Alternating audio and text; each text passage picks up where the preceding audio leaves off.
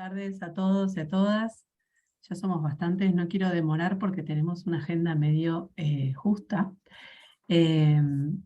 Yo me presento, soy Leticia Williams, yo soy coordinadora de programas en Surcos, Asociación Civil. Tengo el gusto de estar llevando adelante estos encuentros que estamos desarrollando junto con el Ministerio de Desarrollo Social del municipio de Vicente López. La idea es, este es el primero, vamos a hacer 3 encuentros de profundización, los 3 gratuitos, los 3 abiertos en educación sexual integral. Estos encuentros se enmarcan en un ciclo de actividades que estamos desarrollando en conjunto con el Ministerio, basado en el interés de los representantes de fortalecer las capacidades estatales y de garantizar sobre todo los derechos de niños, niñas y adolescentes. La verdad es que esta articulación con salud y con educación no es tan frecuente, felicitamos por el esfuerzo, y a continuación le dejo la palabra a Samantha Cherenza, a cargo de la coordinación del Programa de Educación Sexual Integral de la Secretaría del municipio de Vicente López. Sami. Gracias, Leti. ¿Se escucha bien? Sí, perfecto. Bueno, primero, bienvenidos a todos los que están ya. Hay varios en la sala de espera, pero los que ya estamos acá, bienvenidos. Gracias por participar de este conversatorio, como bien dijo Leti, es el primero de una serie de 3 encuentros. Este es ESI y abuso, y tenemos 2 más planificados.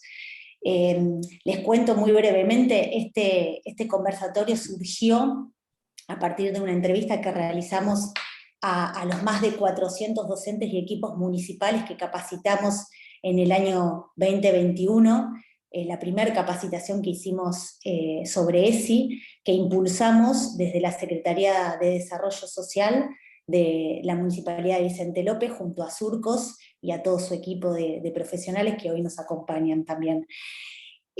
Para contarles también que este año, con nuevos desafíos y obviamente ampliando nuestro nivel de cobertura, decidimos capacitar a todos los docentes de escuelas públicas y privadas, también del municipio, y a más equipos profesionales que trabajan en la temática de niñez y adolescencia en los diferentes programas y áreas que tiene la municipalidad.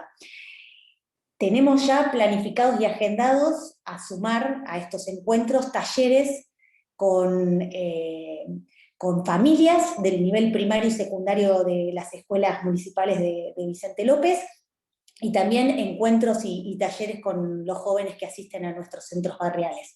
Les cuento esto para que sepan que es un programa que se viene desarrollando ya hace 2 años y que ha ampliado su nivel de transversalidad y de todos los programas que contempla la municipalidad, no solamente la Secretaría de Desarrollo Social, con esta impronta.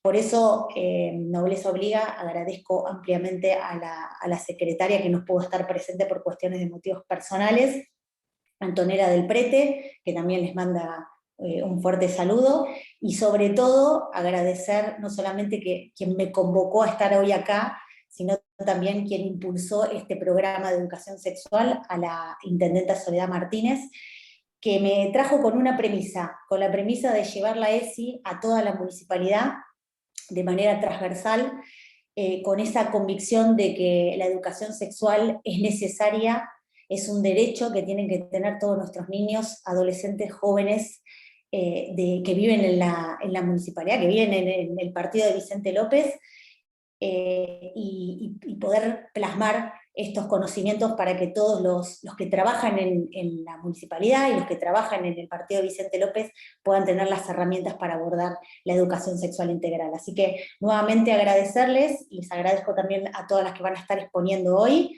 y bienvenidos. Muy bien, muchas gracias, Sami. Pasemos ahora a nuestra exposición del día de hoy, la primera. Gabriela Vecina es licenciada en Psicología y especialista en Violencia Familiar, y es quien va a dar la primera parte de este encuentro en relación a ESI y abuso. Gaby.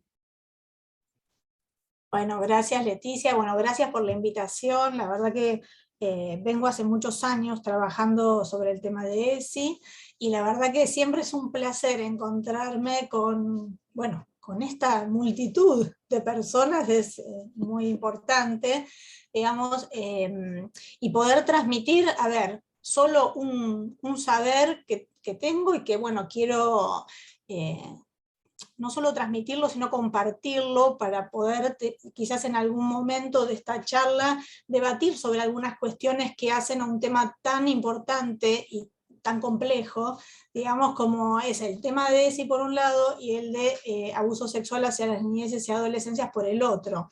Yo le decía al principio a Leticia un poco esto, ¿no? Que quizás en media hora que, esta charla, digamos, a veces yo la doy como curso, entonces voy a partir de que ustedes tienen ciertos saberes, que quizás habíamos conversado en algún momento con Leticia, sobre el tema de la ESI, ¿no? Porque bueno, la ESI ya es un gran tema, y que si bien, bueno, sabemos que la ley es del 2006, todavía hay mucho que andar para poder socializarla, para poder implementarla, ¿no? Que es el objetivo, y para poder hacer que la ESI llegue, digamos, un poco como decía Samantha, a ser un verdadero derecho, ¿no? Esto del derecho como lo universal, lo indivisible, lo interdependiente, ¿no? Que implica el verdadero ejercicio de los derechos en niñeces y adolescencias.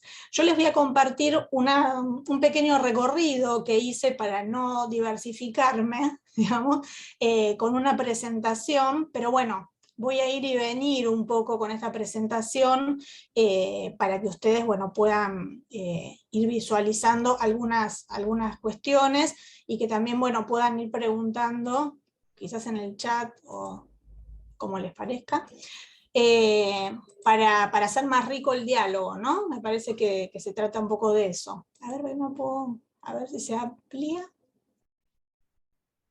No sé, ahí. Bueno,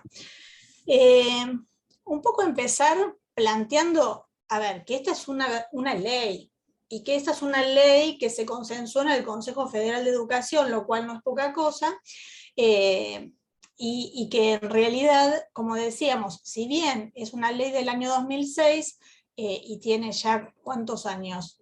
16 años de haber sido implementada, o por lo menos sancionada, no implementada, todavía tenemos que seguir pensando qué entendemos por la sexualidad, porque a ver, yo soy docente aparte, ¿no? Hace 36 años que soy docente. Fui docente creo que la mayoría de los niveles educativos. Veía también cuando se presentaban que había muchas personas que trabajan en inicial, digamos, ¿no? O en jardines, y esto es muy importante, porque en realidad cuando planteamos qué es la sexualidad, que es la gran pregunta, nos tenemos que plantear que la sexualidad es una construcción que empieza desde los inicios de la vida, digamos, ¿no? Entonces, digamos que podamos pensarla desde los principios del desarrollo es fundamental para después empezar a fortalecer, digamos, en los distintos niveles educativos, esta verdadera educación sexual integral. Entonces, bueno, partimos justamente de la ley, donde habla de entender a la sexualidad como, a esta educación sexual integral, como aquella que articula aspectos biológicos, psicológicos, sociales, afectivos y éticos, ¿sí? Esto quiere decir que excede, porque todavía lo sigo escuchando y mucho. Yo trabajé muchos años en el programa de ESI del Ministerio de Educación de la Nación, y este era un gran desafío siempre, ¿no? Pensar, bueno, a ver, que en las escuelas la implementación de la ESI fuera más allá de, digamos, de algunas materias, ¿no? Y que se pensara realmente como integral, impactando en todos los ámbitos y en todo el espacio educativo, en toda la institucionalidad, ¿no? Por eso, bueno, también se incorpora al proyecto educativo institucional de las escuelas como un gran eje de trabajo, ¿no? Y por eso hablamos bueno, más que de los objetivos, lo voy a pasar un poquito, de la transversalidad que implica la implementación de la ESI. O sea, la ESI no es solamente un contenido que lo vamos a dar en una materia en particular, no, a ver, la ESI tiene que ver con una reflexión, por eso uno de las puertas de entrada de la ESI es la reflexión sobre nosotros mismos. O sea, ¿qué quiere decir? Que nosotros tenemos que repensarnos, deconstruir muchas de las representaciones, de las creencias que traemos históricamente y que está muy arraigada en la sociedad, para poder ayudar y acompañar a las niñeces y adolescencias para que puedan también construir sobre la base, digamos, de otras concepciones sobre la sexualidad.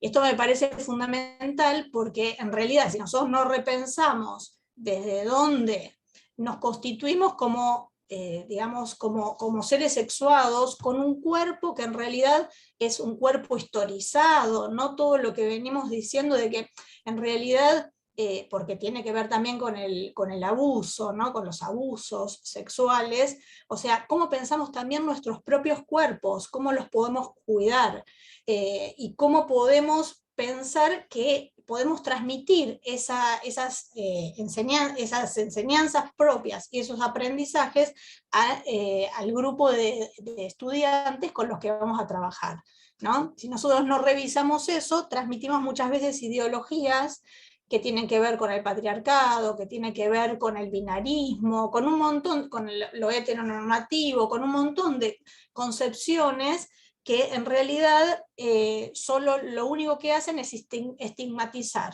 en realidad. Y lo que estamos pensando desde la ESI es justamente lo contrario, ¿no? Flexibilizar, repensar, ampliar miradas, o sea, todo lo que tiene que ver con una mirada crítica sobre las concepciones que quizás traemos históricamente. Y una de las cuestiones que hace la transversalidad también tiene que ver con que no solo se queda, digamos, en la escuela, en el ámbito educativo, sino que también incluye a las familias y a la comunidad. Esto también es muy importante, y más que nada si pensamos en el tema de los abusos sexuales, porque en realidad nunca podemos pensar un abordaje en soledad.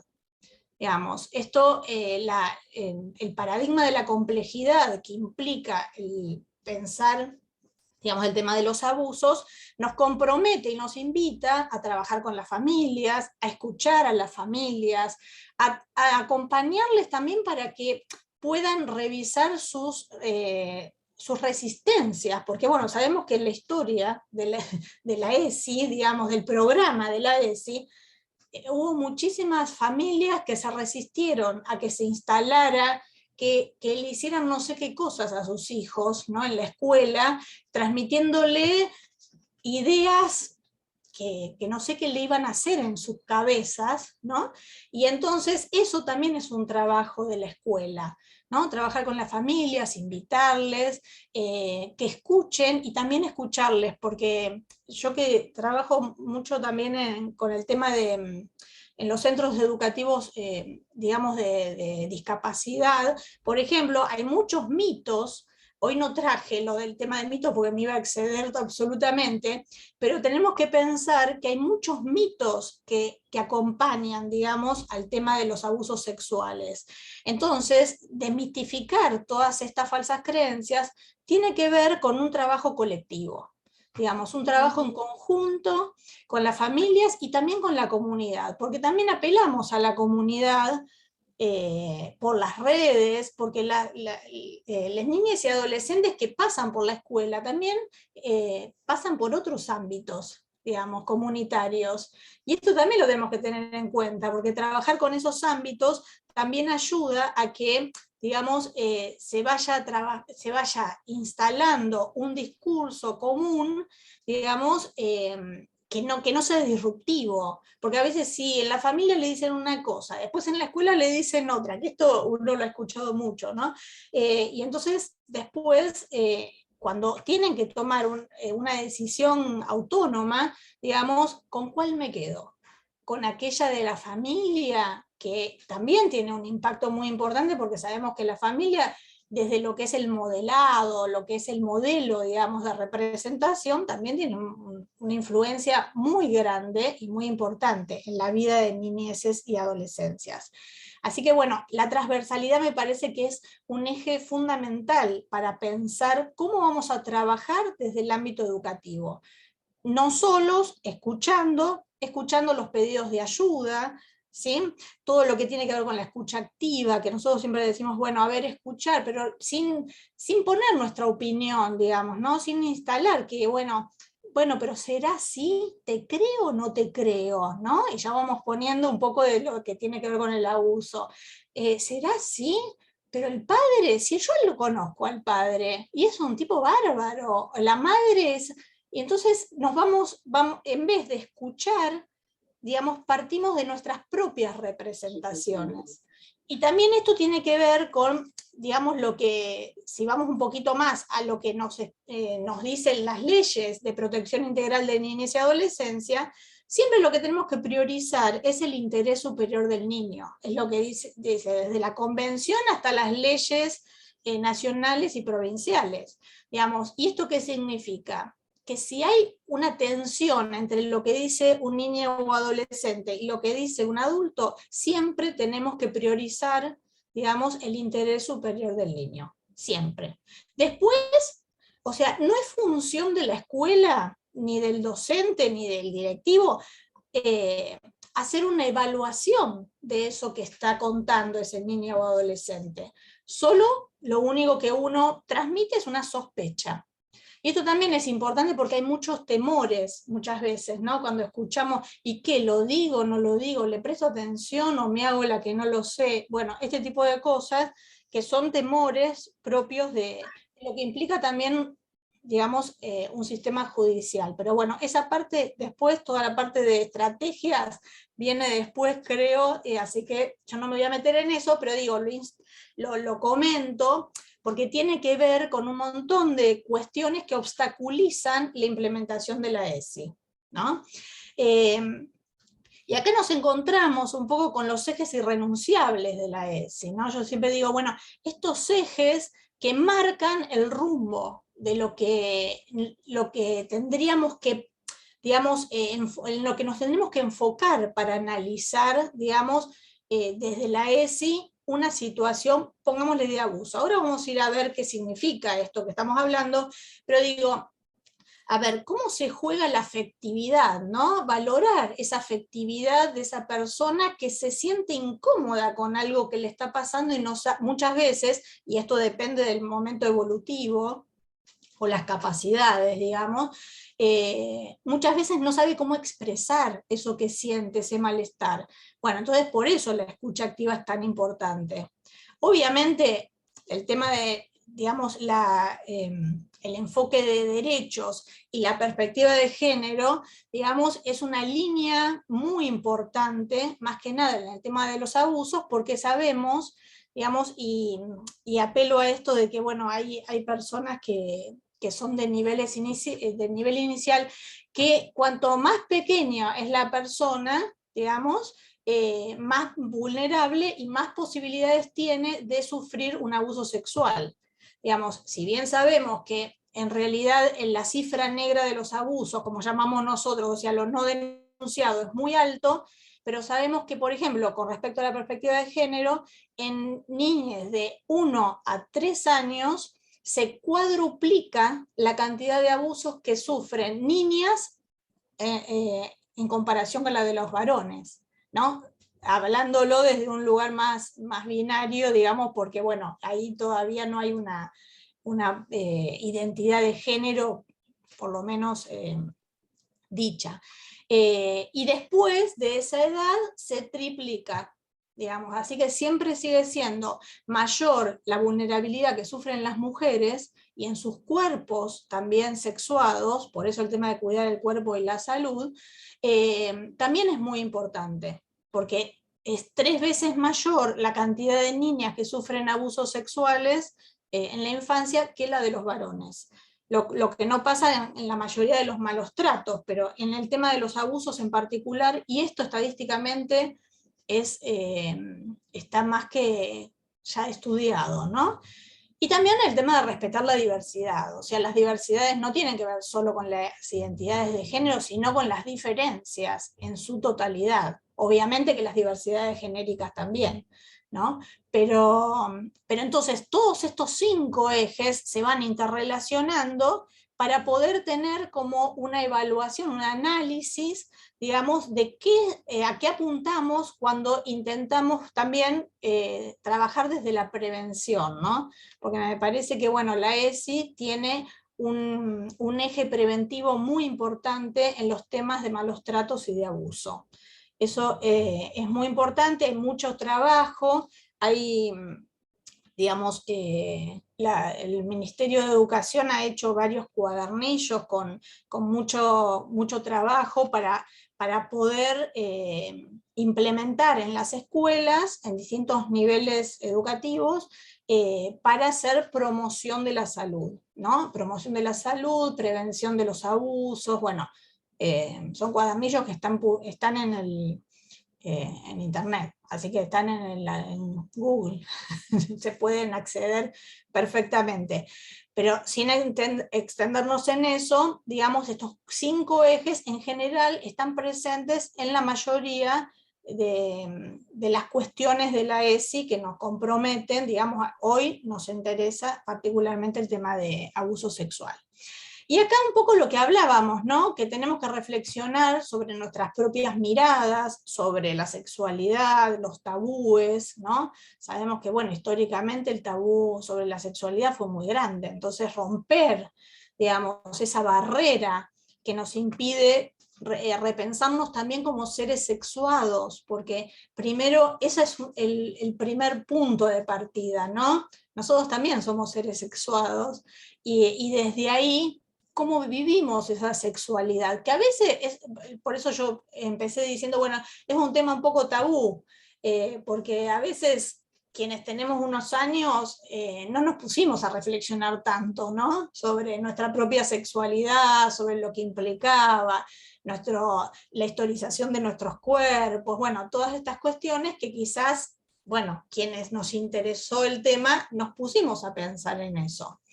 Y el tema también del abuso sexual, si bien yo digo, bueno, hay una posibilidad de dentro del desarrollo curricular, ¿no? Incorporar a la ESI en este proyecto institucional, también muchas veces lo que ocurre es que aparecen estos episodios que irrumpen en la escuela, ¿no? Desde muchas veces la confianza que genera, digamos, el contacto y la empatía con algún miembro de la comunidad educativa, y entonces aparece, por ejemplo, un relato de abuso, ¿no?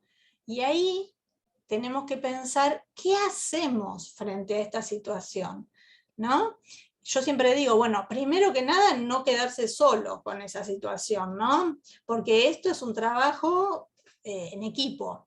Digamos, hay que trabajar en equipo para que estas situaciones complejas se aborden desde la complejidad. Si no, nos quedamos en lo singular, con nuestras propias miradas, y en general esto muchas veces, si uno trabaja en esto todo el tiempo es una cosa, pero el docente o la docente en general no está pensando en esta situación en particular, en las estrategias. Entonces, si aparece una situación así, hay que trabajarla en equipo, realmente, y obviamente, como el abuso sexual es un delito, obviamente después nos va a implicar otros entramados, otras redes, digamos, institucionales, que después me imagino que ya lo van a comentar desde Vicente López, cómo lo manejan un poquito desde el municipio. Y la otra pata, digamos, de la otra puerta de entrada de la ESI, que es la familia y la comunidad, que es lo que estuvimos charlando hace un ratito. Bueno, entonces, lo que nos interesa decir, sin entrar demasiado, digamos, a la temática, ¿sí? Nos introducimos en el tema específico de este conversatorio, es que es importante tener en cuenta que el abuso sexual es el más grave de los malos tratos hacia la infancia y hacia la adolescencia. Es un maltrato, es una violencia, digamos, sexual en este caso, pero que tiene las características de los malos tratos, digamos, que son que es una acción u omisión o trato negligente, no accidental. A ver, acá hay un punto importante que es no accidental, y después vamos a ver, digamos, la intencionalidad que hay en general en los abusos sexuales, que obviamente priva al niño o adolescente de sus derechos y que amenazan su desarrollo integral, ¿sí? Básicamente esto, y que puede estar, bueno, nosotros decimos, ahora vamos a ver un poquito con el tema de los abusos, para que vamos a esto, antes de esto, lo que les quería mostrar es que si vemos, digamos, el tema de la violencia sexual, lo que vemos es que no es, muchas veces cuando damos charlas o cursos sobre el tema de abuso, nos dicen, ay, pero ¿por qué siempre dicen que los varones, qué sé yo? Bueno, acá miren, tenemos un 89%, digamos, de abusos intrafamiliares cometidos por padres y padrastros. O sea, por eso, porque la mayoría de los abusos sexuales no quiere decir que exclusivamente, pero el grueso, digamos, de los abusos son cometidos por varones y en general muy cercanos en la vida de un niño o adolescente, ¿sí? Por eso decimos que la violencia se ejerce fundamentalmente en el ámbito familiar, ¿sí? Y que tiene que ver con relaciones de poder que obviamente ubican al niño en un lugar de igualdad. Y acá tenemos un 11% cometido por otras personas.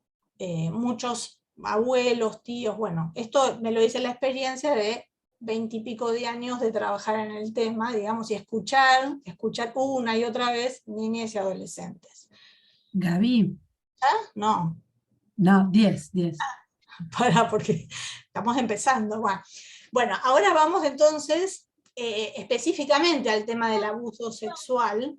Y entonces decimos que el abuso sexual es cualquier clase de contacto sexual en un niño menor de 18 años, porque eso es lo que marca la ley, digamos, los 18 años, por parte de un familiar o persona adulta desde una posición de poder o autoridad sobre el niño. Esto es importantísimo porque, digamos, hay muchos tipos, hay muchísimas tipologías, digamos, de abuso sexual específicos, pero nosotros estamos hablando de un abuso sexual intrafamiliar, digamos, donde hay una asimetría de poder muy importante, digamos, cuando hay una persona adulta que ejerce ese poder sobre el niño. Y esto es muy importante porque en general esto inhabilita más la posibilidad de salir de esa situación. ¿Por qué? Porque justamente está abusando una persona que debería proteger, que debería cuidar. Entonces esto genera mayor vulnerabilidad. Digamos, cuanto más cercana efectivamente es la persona que ejerce el abuso, más vulnerabilidad genera. Por eso se dice que, bueno, en realidad es siempre mucho más fácil relatar, digamos, situaciones de abuso de familiares, pongámosle que sea intrafamiliar, pero que no estén tan relacionados directamente con el niño. Bueno, voy a pasar un poquito más rápido entonces. Y acá tenemos como tres grandes ejes, ¿no? La diferencia entre los comportamientos sexuales abusivos y no abusivos. Obviamente, hay diferencias de poder. Acá, por ejemplo, cuando hablamos de IBILE, por ejemplo, decimos, bueno, hasta 13 años siempre es abuso sexual, siempre. O sea, porque no hay posibilidad cuando hablamos de diferencias de conocimiento, es que esa persona menor de 13 años o hasta 13 años haya dado su consentimiento. Este es otro gran tema que no lo voy a profundizar obviamente, pero es un tema que me parece importante comentarlo, ¿no? Entonces, o sea, hay diferencias de poder, hay diferencias de conocimiento, o sea que la víctima no puede comprender el significado y las consecuencias de la actividad sexual. Y hay diferencia también en las necesidades satisfechas, o sea que quiere decir que la persona que agrede, que abusa, busca solo satisfacer sus propios impulsos sexuales. Esto es muy importante tenerlo en cuenta porque el abuso sexual siempre es abuso de poder. Entonces, no es satisfacción genital, placer, no tiene nada que ver con esto, tiene que ver con el abuso de poder. Por eso es la más grave de las violencias, digamos, dentro de las tipologías. Dentro de las modalidades de violencia es la más grave por eso.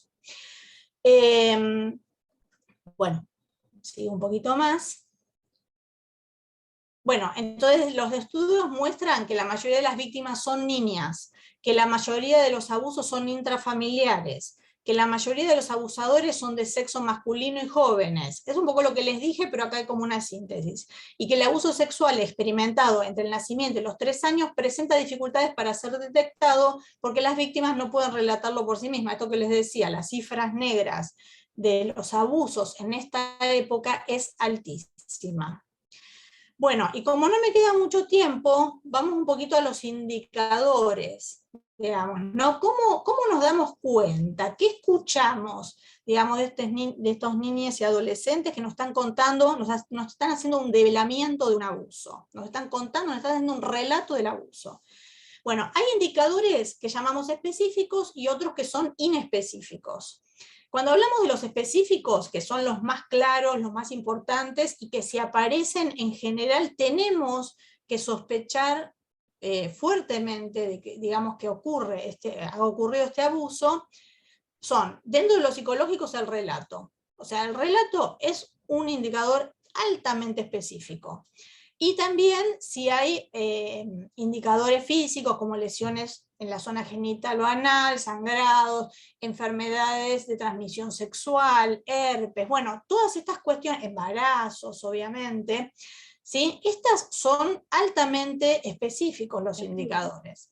Pero tenemos otros que son inespecíficos. Yo puse un poco en la edad temprana, pero digamos después se va complejizando, porque tenemos retraimiento social, alteraciones que fluctúan, que a veces esto es lo que desorganiza un poco, ¿no? Porque uno dice, pero ¿cómo? De pronto está tranquilo y de pronto tiene un ataque de furia. Sí, así funciona en general, digamos, el indicador inespecífico. Fluctúa entre una cosa y la otra. Quizás no quiere estudiar, pero no se quiere ir de la escuela. Esto también, que parece polarizado, pero en realidad es la desorganización psíquica, digamos, que genera el tema del abuso. Que muchas personas que hace muchos años vienen hablando del abuso, lo comparan con un balazo en el psiquismo. Fíjense la dimensión, digamos, del daño que produce el abuso. Alteraciones del sueño es muy común, digamos que haya pesadillas, enuresis o encopresis o ambas, digamos, y después si vamos pensando en distintos momentos del desarrollo, en la adolescencia nos encontramos con indicadores que pueden tener que ver con adicciones, intentos de suicidio, o sea, es muy grave en realidad. Por eso la escuela está en un lugar privilegiado, porque puede hacer una detección precoz, digamos, es ese ámbito que rompe el aislamiento familiar que muchas veces viven las familias que sufren malos tratos, digamos. Esto también es muy importante. Bueno, sabemos que hay cada vez mayor conciencia social sobre esta problemática, por eso también se incrementan las denuncias, que esto es bueno. Esto no lo voy a decir, pero lo importante también es el pasaje, que también tengamos en cuenta. Voy a la última y ya, Leticia, voy cerrando. Pero lo que les mostraba antes, que tiene que ver con el síndrome de acomodación, que son como 5 momentos, desde el momento en que aparece el abuso hasta un momento que se llama de retractación. ¿Por qué lo traje acá? Porque muchas veces hay un primer develamiento de abuso, el niño o adolescente puede romper el secreto, que es lo básico, digamos, que caracteriza el abuso.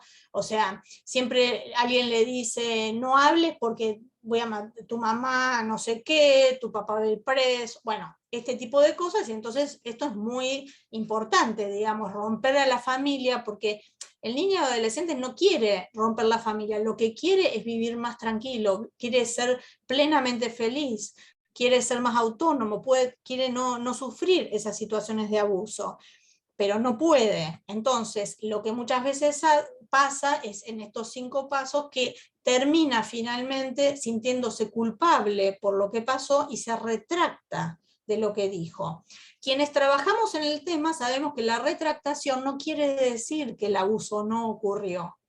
Quiere decir que esta fase de acomodación lleva a que el niño o adolescente en algún momento no tolere esa presión que sufre de que el padre quizás puede ir preso, que la madre no sé qué, que no van a tener para comer, porque son todas estas fantasías que aparecen, digamos, en general. Y con esto cierro, digamos, pensando un poco qué trabajo podemos hacer desde la escuela, desde la educación sexual integral. Primero, podemos pensar en identificar situaciones que requieran de la ayuda de personas adultas, o sea, el niño pide ayuda, que podamos tener una mirada abierta, esto que siempre decimos con respecto a la educación, ¿no? Que no hay silencio pedagógico ante una situación de vulneración de derechos, esto también es muy importante tenerlo en cuenta. Tenemos que reconocer interacciones que vulneran los límites o los derechos personales, ayudar a estas niñas y adolescentes a hacer este trabajo, que perciban cuáles son los contactos interpersonales que les generan incomodidad o desagrado, que puedan discriminar los distintos significados de los secretos y la necesidad de contar aquellos que les hagan sentir mal. Bueno, no quiere decir que todos los secretos, digamos, tienen que ver con un abuso, no estamos hablando de eso, es al revés. Cuestionar los estilos de vínculos que naturalizan los abusos o los malos tratos, que sabemos que hay una naturalización de las violencias en nuestra sociedad, y bueno, tenemos que tender a que se desnaturalicen cada vez más, digamos, estas cuestiones, y lograr que el aprendizaje de las capacidades que les permitan expresar emociones, tomar decisiones, libres de coacción, digamos esto, ¿no? Libres, realmente. No, libres de coacción son libres. Y resguardar la propia intimidad y la de otros y otras, entre muchos otros trabajos que nos podemos dar desde el ámbito educativo. Así que bueno, una apretadita síntesis, digamos, de lo que implica, y después, bueno, todas las preguntas que quieran hacer, si nos da un poquito el tiempo, bueno, encantada de poder responderlas. Así que bueno. Buenísimo, Gaby, muchas gracias. Sí, yo le fui poniendo ahí en el chat que si alguien iba teniendo alguna duda o si surgían algunas preguntas, las vayan dejando anotadas en el chat, nosotros vamos a tomar nota y hacia el final del encuentro vamos a tener un espacio para responder cualquier pregunta que surja. Ahora la idea va a ser la presentación completa y después tener un espacio de intercambio. A continuación vamos a contar con la presentación de Karina Castillo. Cari, te vi, pero te perdí. Espera. Acá estoy. Ah, ahí estás. Hoy tengo bien los auriculares, no se preocupen. Bueno. Karina Castillo es abogada, coordina el Servicio Local de Promoción y Protección de Derechos en la Dirección de Niñez y Adolescencia de la Secretaría de Desarrollo Social. Podés compartir pantalla, Karina, si necesitas. ¿Querés que avísame si querés que lo pase yo? Sí, si podés pasarlo vos mejor porque desde el celular se me complica. Dale, ahí voy.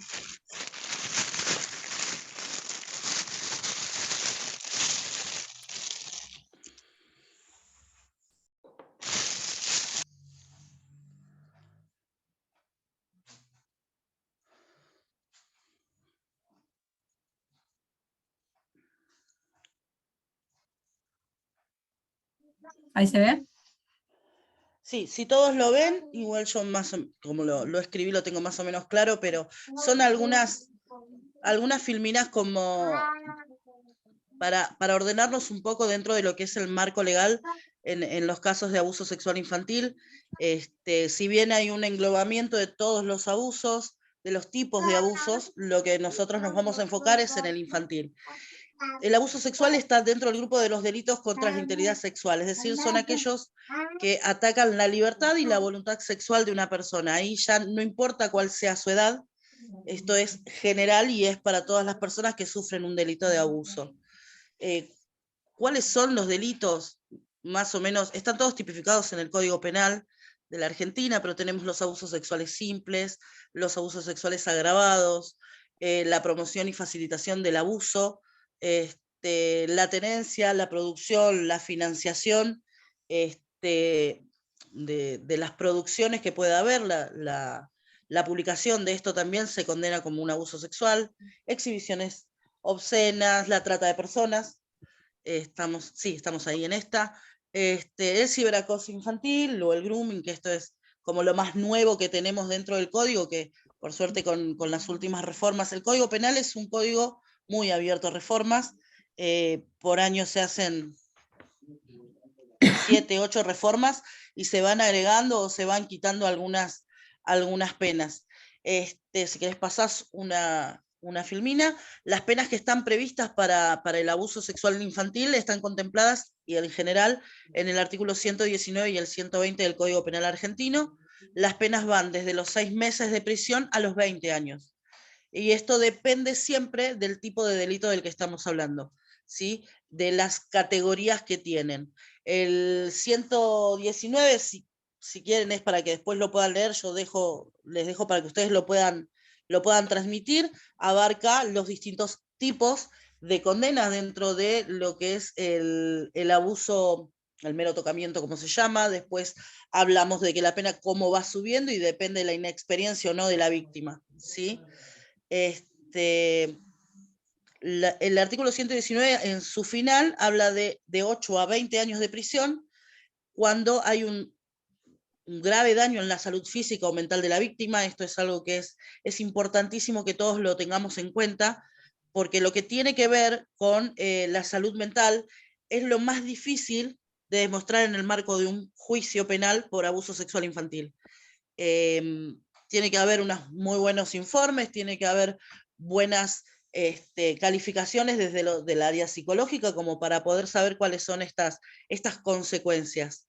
Si el hecho fue cometido por un ascendiente, un descendiente afín, en línea recta, un hermano, un tutor, un curador, se ven sumamente agravados cuando lo hace también un reconocido, algún párroco, como le dicen, o algún ministro de algún culto, que fuera reconocido en el ámbito de vida, o un encargado de educación, o de la guarda de este niño. Cuando tuviera conocimiento de ser portador de una enfermedad de transmisión sexual, igual comete el hecho. Cuando fuere convertido por 2 o más personas, el hecho fuera cometido también por un personal perteneciente a las fuerzas policiales o de seguridad, o fuere cometido contra un menor de 18 años, aprovechando la situación de convivencia preexistente en el mismo. Después, las otras son el 120, y eso lo pueden leer también en Google, como dijo la compañera. Sí hay un párrafo dentro del artículo 120 que habla del abuso sexual gravemente ultrajante. Yo hice una filmina como para explicar qué significa un abuso sexual gravemente ultrajante.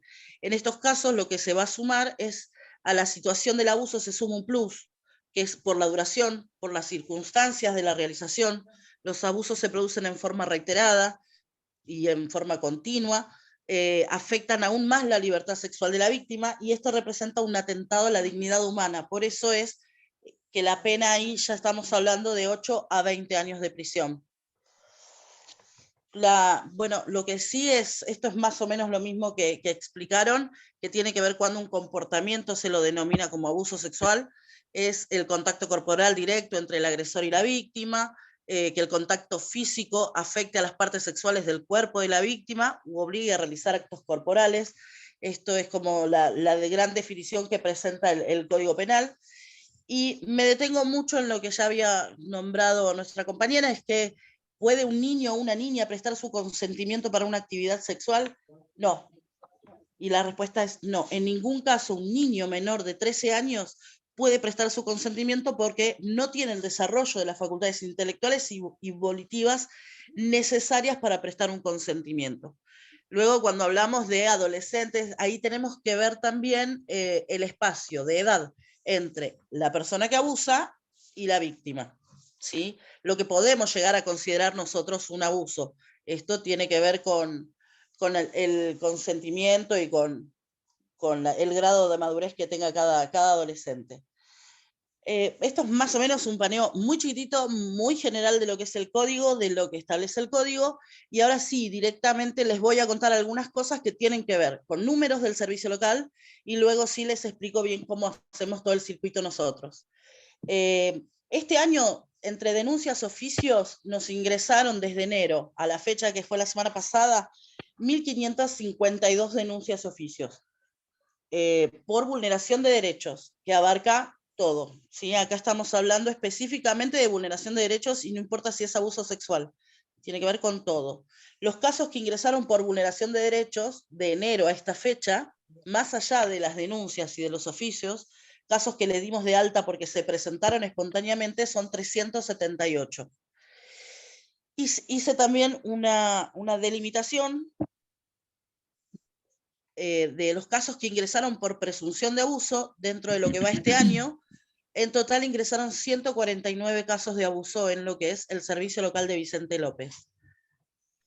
¿Cómo intervenimos nosotros como servicio local? Nosotros tenemos distintas maneras de ingreso en el servicio, de todo tipo de vulneración de derechos. Lo tenemos por la guardia telefónica, que es el celular que tenemos las 24 horas, los 365 días del año, por una presentación espontánea o presencial, la persona se presenta en sede del servicio para contar qué es lo que está pasando. Nos pueden ingresar las denuncias por comisaría o porque nos remita la misma persona que es víctima, nos trae una copia de su denuncia, o ingresa por la fiscalía o por oficio. Esas son las bocas de ingreso que nosotros tenemos, también por supuesto por presentación escolar. Después, nosotros, ¿qué es lo que hacemos en un segundo momento, una vez que recibimos estas denuncias, estas intervenciones? Las vamos a cargar en un sistema. Ese sistema se llama REUNA, es el Registro Único de Niñez y Adolescencia de la provincia de Buenos Aires. Es una especie de legajo digital de cada niño. Ahí nosotros cargamos todas las intervenciones que hacemos, desde una llamada telefónica hasta un acta acuerdo, una adopción de medida de abrigo, no sé, actas generales, todo lo que nosotros hagamos con esa familia de limitación de estrategias, lo vamos a cargar en ese sistema. Porque muchas veces nos pasa, y creo que nos pasa a todos los servicios, a veces se nos van de jurisdicción y ya no podemos intervenir, y hay gente que se muda y se va a otro distrito, y si hay alguna vulneración en ese otro lugar, tienen acceso al sistema y pueden continuar la intervención en base a lo que nosotros hicimos. En esto, lo que opera es no revictimizar a los niños, saber cuál es la historia familiar, saber las formas que nosotros pudimos intentar intervenir y no se logró el cometido deseado. Eso es muy bueno, por eso está bueno tener este registro y está en toda la provincia. Si la denuncia que a nosotros nos ingresa tiene que ver específicamente con el abuso sexual infantil, yo no designo dentro del servicio local una dupla que lo siga. Inmediatamente hacemos la carta a exponer luego, que es quien coordina el equipo de abuso sexual infantil del Centro de la Niñez, la que comienza con la intervención. Intentamos no revictimizar, no tener varias entrevistas, y no solamente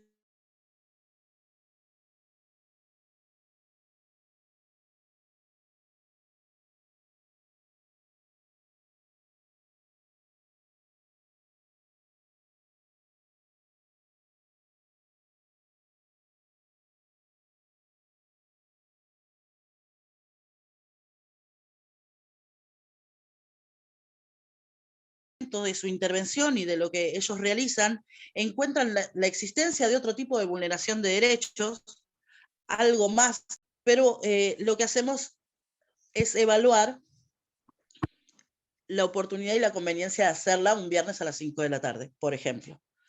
Entonces, estas cosas son las que nosotros acordamos con toda la parte de las escuelas. Inmediatamente a lo que se enteran, siempre nos llaman por teléfono al celular de guardia, tenemos muy aceitado el camino con la parte escolar. Cada vez que se enteran de algo, inmediatamente nos avisan ante cualquier vulneración de derechos. Trabajamos en conjunto. Esto es algo que en Vicente López se ve y se ve bien, y no he visto en otros servicios que se trabaje de esta manera. Nosotros inmediatamente a que la escuela se entera, se ponen en contacto, delimitamos qué es lo que podemos hacer. Ellos van a hablar, por supuesto, con la mamá, con el papá, con quien sea que esté a cargo de ese niño y que sea el adulto protector, el que se vea como adulto protector. Inmediatamente a eso nosotros también empezamos a intervenir, y siempre lo que tratamos de hacer es trabajar en red. Si no trabajamos en red, ahora les paso el celular de guardia. Si no trabajamos en red, se complica, porque nosotros, si bien estamos en una oficina, no estamos en el contacto directo con esa familia, no estamos en terreno, como lo están los docentes, las salas de atención primaria, los médicos del hospital, porque muchas veces a nosotros no llega, pero sí llega al resto de los efectores, en las iglesias, en los clubes, CBIs, CBJs, pero bueno, nosotros eso es lo que siempre estamos fomentando, la interdisciplina, trabajar todos juntos, trabajar en red, y en los casos de abuso más todavía, porque es lo más sensible que tenemos en cuanto a lo que es vulneración de derechos. Y siempre tenemos un gran apoyo en el equipo que lleva adelante Eugenia Samojeden, porque si bien toman sola estas intervenciones de abuso, son personas que tienen las plenas capacidades para hacerlo y saben mucho más que nosotros en la intervención de cómo llevar adelante y cómo manejar también los tiempos. Si hay algo que es de sumamente grave o de urgencia, también tenemos el contacto directo con la Fiscalía. Muchísimas veces hemos tomado la decisión de hacer informes a la Fiscalía para que se acelere el proceso penal o se pueda tomar algún tipo de medida cautelar, que las medidas cautelares, y esto sí quiero contarles, no las dicta el área penal, las dicta el área civil. Por eso nosotros lo que hacemos es cuando pedimos una cautelar, si no hay una detención del imputado o no están dadas las condiciones para que sea detenido, sí podemos pedir una medida cautelar. Y eso lo hacemos a través del juzgado de paz o a través del juzgado de familia. ¿Qué define que sea el juzgado de paz o el juzgado de familia? Es si existen antecedentes en familia. Si familia intervino por el motivo que sea, divorcio, ley por violencia familiar o por el motivo que sea, el juzgado de paz es incompetente para poder delimitar una medida cautelar. Sí o sí lo tenemos que hacer a través del juzgado de familia. Eso nosotros lo podemos hacer, orientamos también a la familia para que lo pueda realizar. Esto es cuando muchas veces tenemos la comisión de estos delitos por alguien que es de la familia y no vive dentro, por ejemplo, del domicilio, un tío, un primo, algún parentesco de este estilo, que nosotros solicitamos una medida cautelar de prohibición de acercamiento, hasta tanto Karim, el área penal avance. Sí, perdón, tenemos 2 minutitos más. sí, cerramos con quiénes tenemos que denunciar, les había dicho, todos, progenitores, familiares, referentes afectivos, docentes, todos los funcionarios públicos estamos obligados a denunciar, lo que no quiere decir es que salgamos corriendo a hacer la denuncia. Lo podemos charlar, podemos hablar, podemos organizar y delimitar estrategias para poder denunciar y que ese niño esté protegido. Ya estoy, así no quito más tiempo. Perdón, se me canceló. No era para cortarte. Ya está. Enloqueció mi mouse.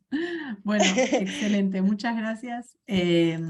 ¿Paso el celular de guardia por el chat, les parece? Dale, eso te iba a decir, el celular, después igual vamos a seguir respondiendo, pero estas cuestiones tan operativas las dejemos en el chat, así todos pueden anotar. Genial. Pasamos ahora a la última presentación. Eugenia, te vi también que estabas por ahí. Ahí estás, perfecto. La licenciada Samojeden es licenciada en Psicología, es la coordinadora del programa de asistencia de abuso sexual de las infancias de la Dirección de Niñez y Adolescencia de la Secretaría de Desarrollo Social. Estamos para vos, Eugenia. ¿Cómo les va? Buenas tardes a todos. Perdonen la voz, pero estoy un poco tomada. ¿Me escuchan bien?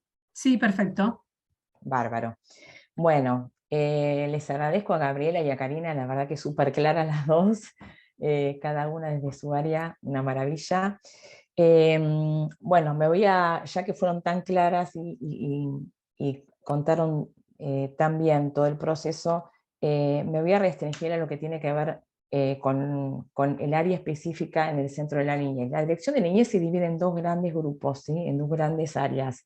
El servicio local, que coordina Karina, y el área de asistencia, donde nos abocamos a los tratamientos, ¿sí? Y en algún punto, reconstituir los derechos vulnerados como una de las estrategias que establece Karina dentro del equipo, ¿sí? Para restituir los derechos de los chicos. En el caso específico del abuso sexual en las infancias, la particularidad que tiene Vicente López, primero que es el único servicio local que contiene y consta con un área de asistencia, ¿sí? Y otra particularidad que tiene, que nombró también Karina, es que en los casos de abuso sexual en las infancias, no interviene una dupla en forma directa, sino que pasa directamente a nuestro equipo para no revictimizar tanto a la familia como a los niños, ¿no? Que no tengan que contar varias veces lo mismo. De esto se trata en la revictimización, ¿sí? Entonces, una vez que llega la denuncia, el servicio local nos pide intervención, ¿sí? Y nosotros nos ocupamos de citar en principio a la persona que hizo la denuncia, ¿sí?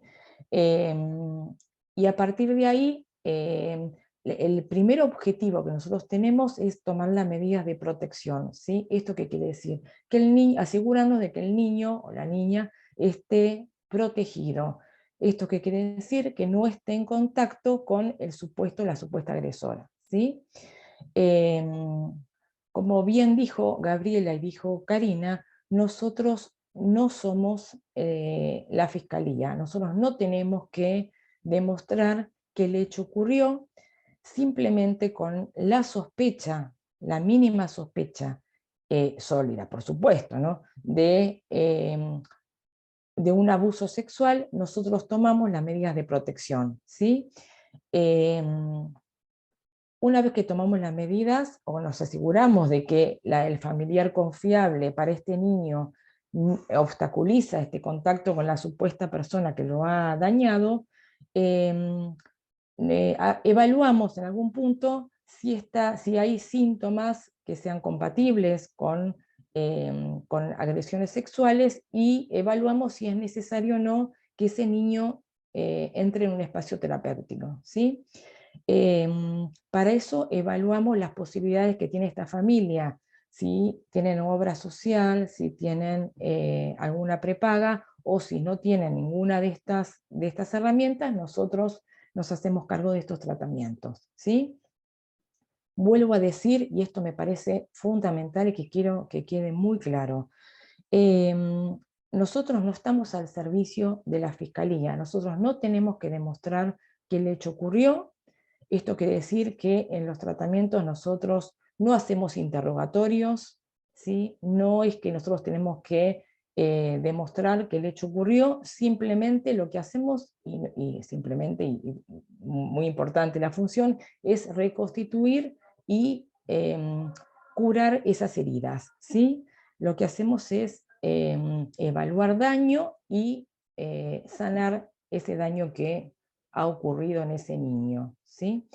¿Qué quiere decir con esto de que no estamos al servicio de la fiscalía? Porque muchas veces la fiscalía nos deriva los casos o nos pide intervención en los casos para prepararlos, entre comillas, a los chicos para la cámara Gesell. Nosotros no preparamos a nadie, ¿sí? ¿Qué quiere decir esto? A veces, cuando nosotros intervenimos con los chicos, se toma como que nosotros entre comillas, le llenamos la cabeza, igual que las madres, de las cosas que tienen que decir en las cámaras Gesell. Por eso preservamos muchísimo ese espacio, nos diferenciamos mucho de eso, ¿sí?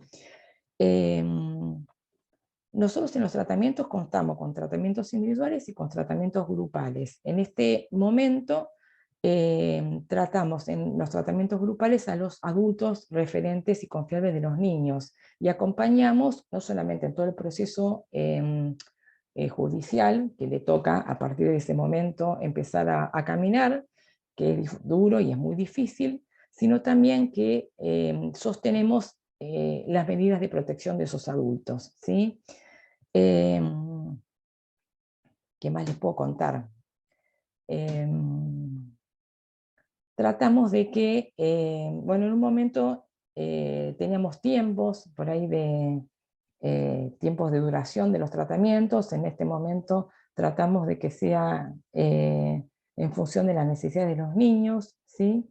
Y tratamos de acompañar en lo que más podamos. A veces terminan los tratamientos, pero seguimos haciendo un seguimiento de los casos, porque muchas veces suele pasar, como dijo Karina, que por ahí la situación de abuso, el supuesto abuso, se denuncia, pero dentro de las entrevistas o dentro del proceso de acompañamiento de estas familias aparece o detectamos otro derecho vulnerado, ¿sí? Diferente a este.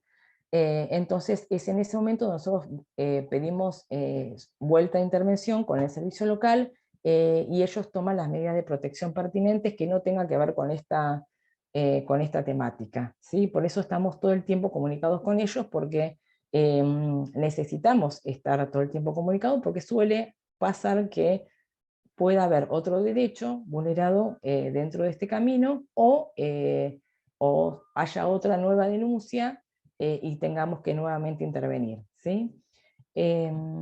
Bueno, no sé si podemos dejar el espacio para preguntas. Prefiero que me parece que es más Bueno, rico que haya un intercambio. Hay muchos, bueno, estuve viendo las personas que están hay muchas que las conozco. Bueno, hay mucha gente del municipio que hemos capacitado en todos estos años, así que bueno, me alegro que estén hoy presentes. Y también quiero devolverles a los docentes que están tanto de nivel inicial de la municipalidad como de las primarias y de las secundarias, que en todos estos años, hace 23 años que estamos en el equipo, la verdad que han aprendido un montón de cómo se interviene. Nos consultan permanentemente, tanto al equipo de Karina como al nuestro, y eso es buenísimo, porque yo siempre digo que es mejor una no intervención que una mala intervención. Y como dijo en estos casos, ¿no? Y como dijo Karina, es mejor que pregunten, que la denuncia sea pensada, sea estrategizada, para proteger a los chicos, para que no queden expuestos a situaciones de peligro, y para acompañar a todos los efectores que están con los chicos, poder hacerlo de la mejor manera, ¿sí? Entonces, no importa en qué momento se haga la denuncia, sí es importante hacerla, ¿sí? Porque de la única forma que el sistema de protección empiece a caminar es a partir de una denuncia.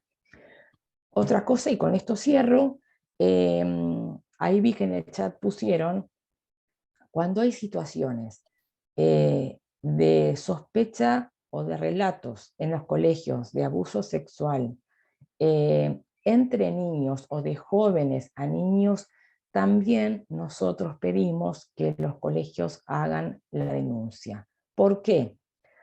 En estos casos no está ligado a una criminalización, ¿sí? Pero sí es importante que hagan la denuncia al servicio local, porque nosotros de esta manera nos permite poder intervenir con el otro niño o con el otro joven que está involucrado en la situación, ¿sí? Si no, no podemos intervenir, y es posible que el otro joven o el otro niño esté siendo él mismo expuesto a una situación de vulneración. Entonces, de esta manera nos permiten trabajar e intervenir con las dos familias. Bueno, hasta acá llegué. Bueno, y espero respuestas y preguntas de todos los que quieran, ¿sí? Gracias por muchas todo. gracias, María Eugenia. No, de nada.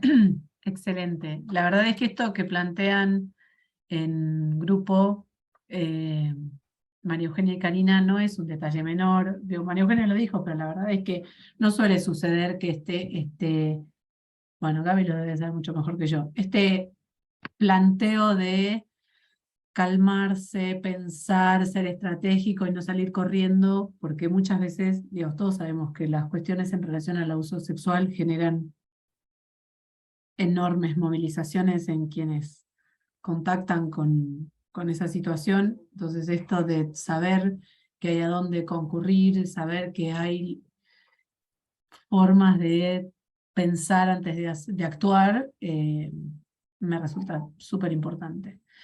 Voy a ir leyendo algunas de las cuestiones que surgieron en el chat.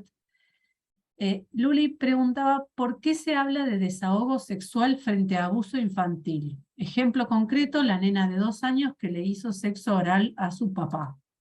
Gaby.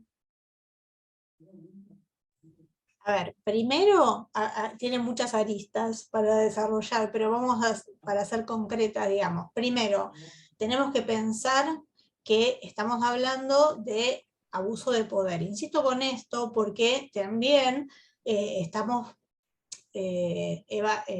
manejando una situación que tiene que ver con la masculinidad hegemónica.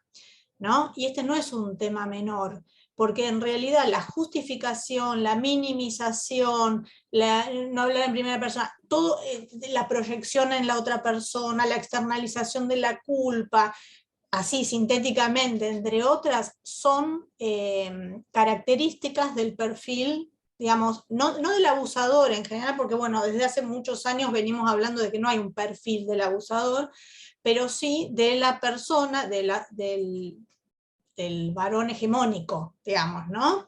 Entonces, para liberarse de la responsabilidad, muchas veces lo que sucede es esto, ¿no? Que se minimiza la situación, se justifica, porque decir que es un desahogo sexual es una justificación, de alguna manera, y entonces tenemos que también, cuando tenemos la mirada general, digamos, global, de qué sucede en las situaciones de violencia, podemos comprender en realidad por qué surgen estos relatos, estos motivos. Antes decíamos que, bueno, cuando eran las mujeres, bueno, que en realidad es conflictos, no son conflictos, son violencias.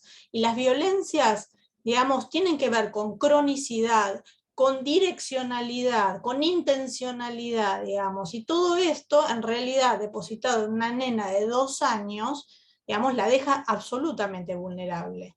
Entonces, si obviamente el padre desde un lugar de poder le pide y le dice que nadie se va a enterar, porque a ver,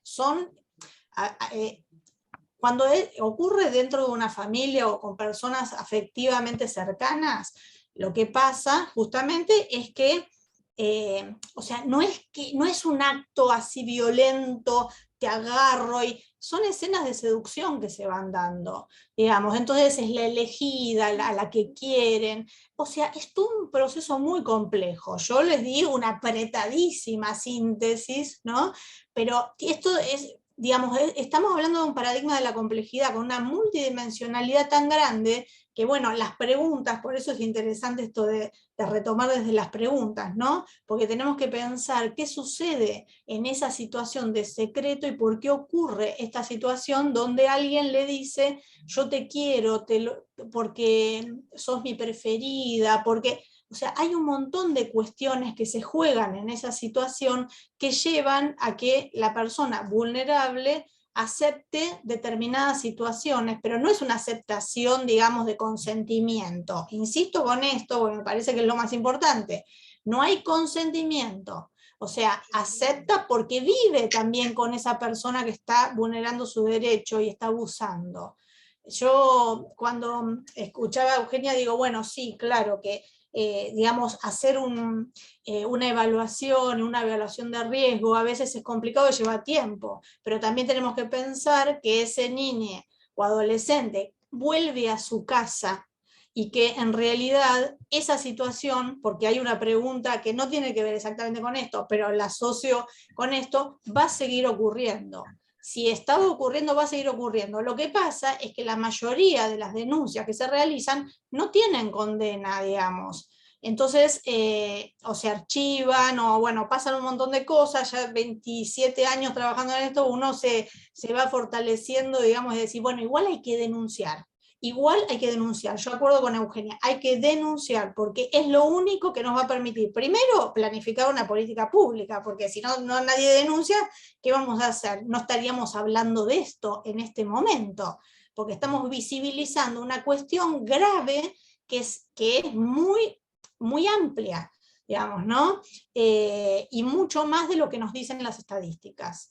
Entonces digo, bueno, pensemos en esto, las justificaciones que dan son maravillosas, o sea, podemos encontrar de todo tipo, pero esto no es ni más ni menos que una minimización de lo que es la situación real de coacción, digamos, y de obligación y de culpabilización a la que se somete a ese niño o adolescente al que se está abusando. Digamos, no sé si quieren agregar otra cosa, pero bueno, tiene que ver un poco con... Muchas gracias por la respuesta. No, de nada. Sí, clarísimo.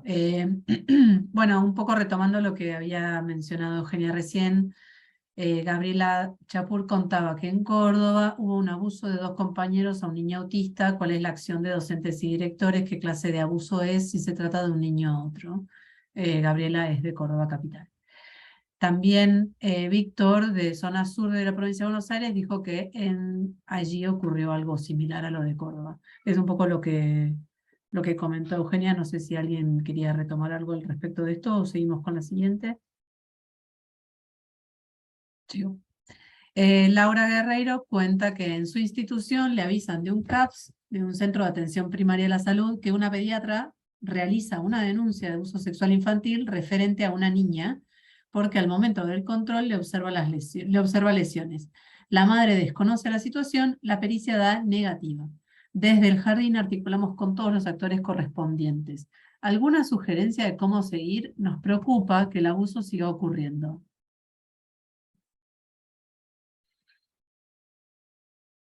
No sé si Cari o Eugenia quieren... Sí, perdón, Eugenia está sin voz y yo con angina, disculpen. No, desde el servicio local lo que nosotros siempre insistimos es que sigamos trabajando y que lo que intentemos es hacer un seguimiento un poco más cercano, de ser necesario, no sé, podemos citar con más frecuencia a la progenitora, ver qué es lo que está pasando, hacer un socioambiental desde lo que es niñez, ver cómo se está viviendo en ese domicilio, empezar a ver todo, los controles médicos de salud, si se están haciendo, si se están cumpliendo, si hay algún espacio terapéutico al cual se está asistiendo, empezar a recabar como más información y hacer un seguimiento más de cerca para ver qué es lo que puede llegar a replicar o a pasar. Si la niña vuelve a hablar, evidentemente lo va a hacer en el jardín, o si vuelve a decir algo en su control médico, o si dice algo en el jardín, inmediatamente, por supuesto, que se contacten con nosotros, y nosotros ahí sí vamos a tener ya una evaluación un poco más acabada de si es una familia continente o no, porque a veces puede ser que... ¿Puedo decir algo? Porque soy la que hice la pregunta. Sí. En realidad la nena no habla, ¿sí? Ajá. Y porque tiene 2 años y la mamá tiene un retraso madurativo importante. Hablamos con todos los efectores, también con ustedes y demás, pero claro, es como que sentimos que queda ahí al dar la pericia negativa. Ella ahora cambia de pediatra porque no quiere volver a la misma pediatra. Y la pediatra la nueva, observa lo mismo, ¿no? En la zona genital. Entonces estamos a la espera a ver de cómo seguir, ¿no? Porque nosotros en el jardín no le vemos ningún cambio a la nena, ni nada. No observamos cambios. Sí, controlamos súper la asistencia, que haga sus tratamientos y demás. Pero bueno, no sé, es como que sentimos que no estamos cubriendo todas las áreas para restablecer los derechos de ella. Bueno, en este caso específico, si cambió de pediatra, la pediatra observa lo mismo, te ofrezco reunirnos cualquier día de la semana, todos los efectores en niñez, nos juntamos, vemos qué podemos hacer y si es necesario tomar una medida de protección, se toma una medida de protección en base a lo que dice la profesional. No vamos a desconfiar de lo que dice la profesional. Si hay una madre que no puede, no porque no quiera, sino porque no puede. Perfecto. Y no puede bueno, ver, gracias. Lo hacemos. De todas maneras, yo siempre digo que el síntoma insiste, ¿no? Por ahí, en este caso, bueno, la nena es muy pequeña, tiene 2 años, ¿no? Pero ahí hemos tenido muchos casos de chicos que, en este caso la madre desconoce la situación, dijiste, cuando las madres no creen o las personas protectoras, entre comillas, no le creen, es muy probable que se retracte, como bien explicó Gabriela, y no nos den lugar para tomar medidas, ¿sí? Pero yo siempre confío que los chicos en algún momento muestran lo que les pasa, ¿sí? Y por eso es tan importante que todos estemos atentos, todos los efectores que trabajen con los chicos o que estén en contacto con los chicos, estén muy atentos, sobre todo a los indicadores. Todos estos indicadores que Gabriela describió también, son fundamentales que todos lo sepamos, ¿sí? Porque va a ser los anteojos con que vamos a ver a los chicos, ¿sí? Eso, nada más. Euge, ¿podés estar vos también en esa reunión? pero por supuesto.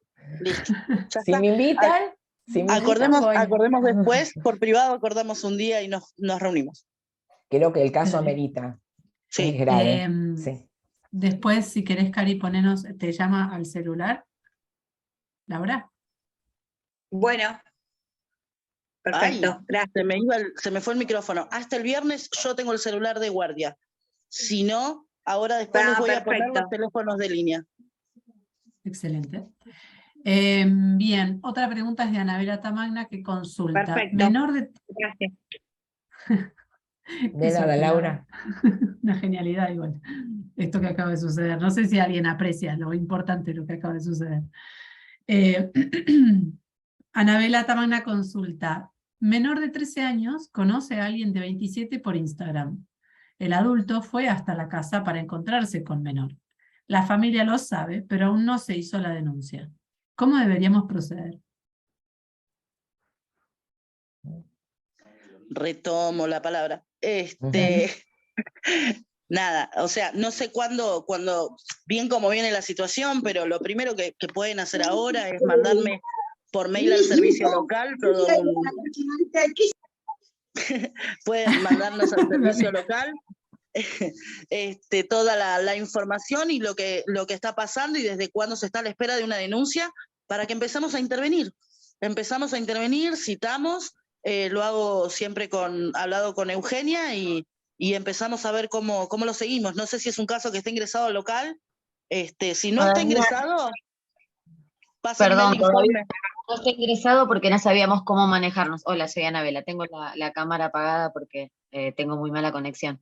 Yo anoté el teléfono gratuito y no sé si querés poner en el chat el mail, así mañana ya nos contactamos con ustedes. Sí, por supuesto, ahora les pongo el mail para que nos mandes el informe y yo después lo hablo con Euge a ver cuál es la mejor manera en la que podemos intervenir, pero lo mismo que dije hace un ratito, la primera intervención va a ser juntarnos con ustedes para ver y delimitar estrategias. Perfecto, muchas gracias. No, de nada. Bueno, y la última consulta es de Andrea y es la consulta operativa que todos van a tomar nota. Tiqui, tiqui. ¿Cómo y dónde podemos consultar? O sea, creo que un poco Andrea pregunta los canales de contacto. Como para resumir, era el celular que mandó Karina antes. Sí, ahora les voy a pasar, les comento. Nosotros para la presentación de casos en estos últimos 2 años de pandemia lo hacíamos a través del mail. Como volvimos todos a la presencialidad y es mucho más rico juntarnos para poder saber de qué se trata, que el mail es bastante complejo, tenemos una turnera con la doctora Chesak, que es abogada, es del área asistencial de niñez. Ella recibe a todas las escuelas, recibe los informes, en el momento los discuten, los ven a ver si falta algo, si no falta algo, e ingresa al servicio local. Si es necesario se reúnen conmigo, no hay ningún problema. Y todos los canales de comunicación son los teléfonos de línea que ahora se los anoto, les anoto el mail por si tienen que mandar alguna documentación por ahí, y el nombre de la doctora, y el teléfono es el de línea, ahí la administrativa les da ya el turno. Pero siempre no duden en llamarnos al celular de guardia, que lo atiendo yo, lo atiende el licenciado Gustavo Cejas, que fue durante mucho tiempo coordinador del servicio también, y si está justo en la institución y estoy yo, me pasa el celular y hablamos, no hay problema. Bueno, excelente. Vuelvo a insistir y retomo lo que dijo Karina. La doctora Nora Chesak es la que recibe todos los casos que vengan de las escuelas, con lo cual con ella tienen un espacio para poder pensar cuáles son las estrategias, cómo hacer una denuncia, si es necesario hacerla, de qué manera, ¿sí? Es un espacio muy rico, está bueno que lo tengamos, así que para prolijar también la recepción de los casos, ¿no? Qué importante que es esto, porque la verdad es que encontrarse con una sospecha, con una situación sospechosa de abuso, descoloca, genera como mucha inseguridad, mucha incertidumbre de qué es lo que hacer y qué es lo que no, y saber que está este espacio de Para poder pensar contacto juntos, y de seguimiento y claramente, acompañamiento. claramente. Sí. Por supuesto, por supuesto.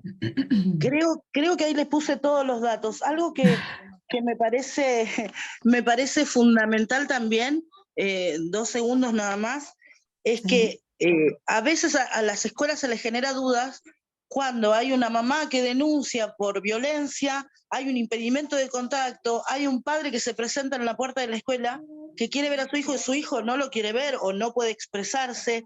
La madre dice que tiene una cautelar y la cautelar no la tiene la escuela, o a veces no está la cautelar todavía dada. En esos casos también llámennos a nosotros por teléfono, porque creo que el 92% de los casos que van a surgir nosotros ya los tenemos. Y si no está la cautelar dada y vemos que es peligroso para los chicos, ordenamos nosotros que no se vea al padre en ese momento y que lo citen para el otro día que venga al servicio local. Pero eso es algo que pasa muy seguido. Sí, muy buena la aclaración, muchas gracias.